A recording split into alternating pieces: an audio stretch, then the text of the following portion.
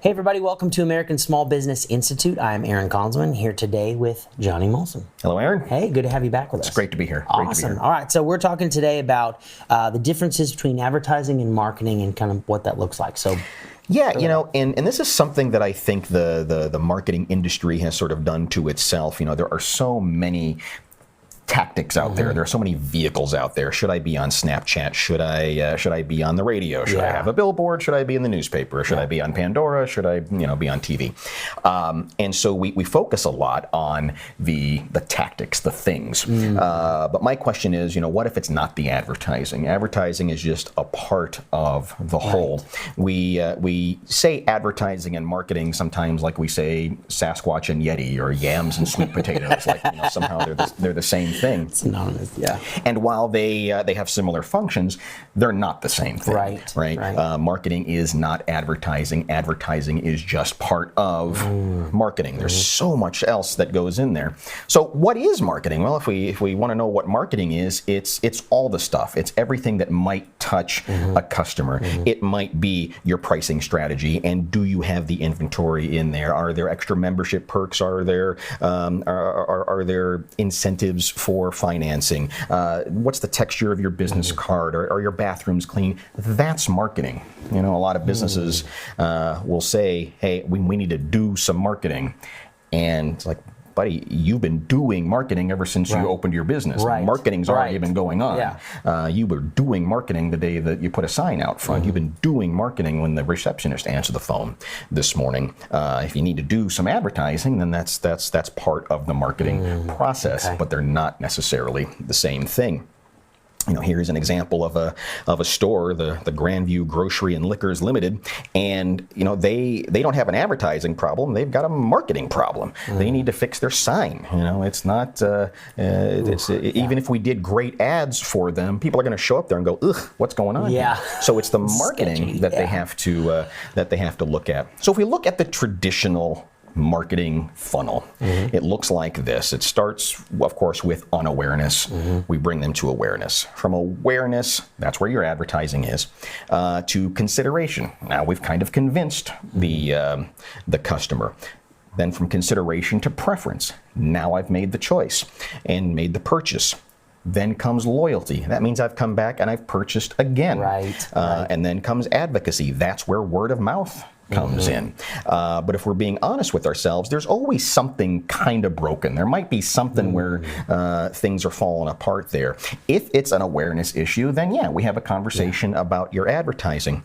But if the issue is happening where preference or customer loyalty happens, well, that might be a function of your staff selling skills. And that is part of the function of marketing. You need to bring somebody in who understands how to train a sales staff, or maybe they just need to clean up the place and fix your sign and those kinds of things.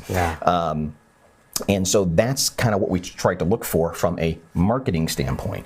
Advertising's not necessarily going to help your salespeople be better salespeople. So if we look at the marketing fundamentals, it's really just three things.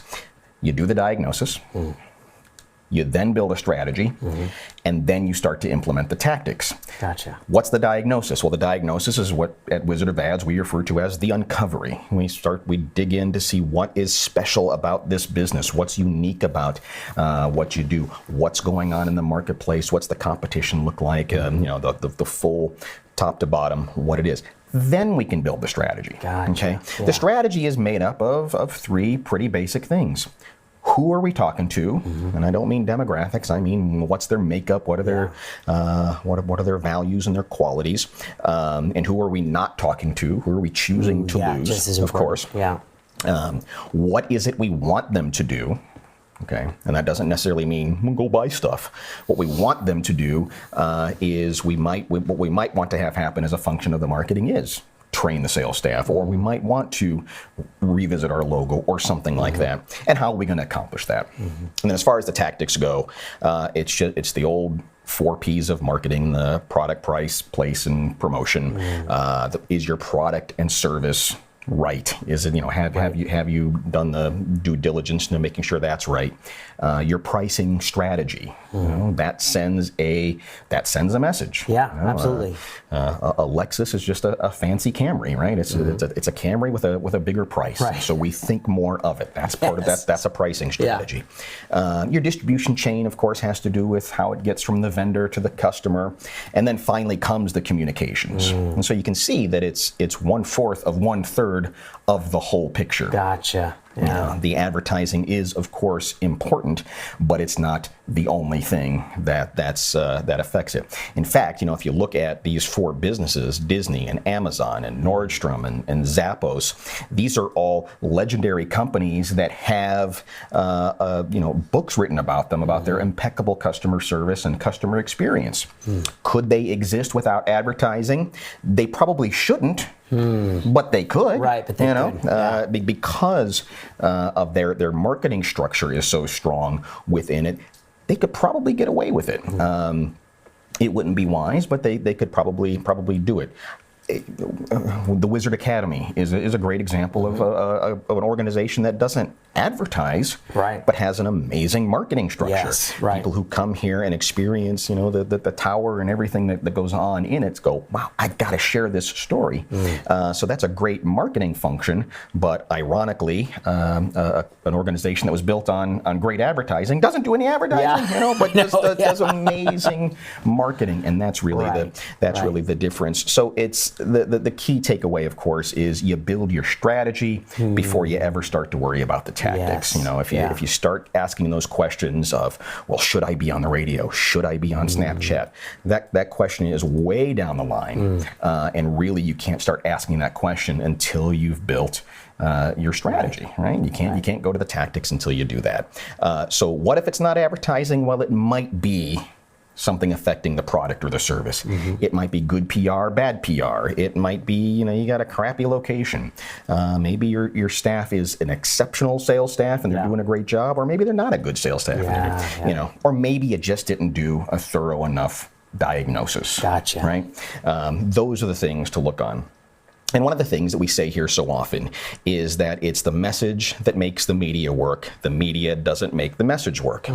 But I'll enhance that just a little bit and say, no, actually the strategy makes the marketing work. It's not the marketing that makes the strategy work. And so really if you look first at the strategy, that's the energy that's going to make your marketing work.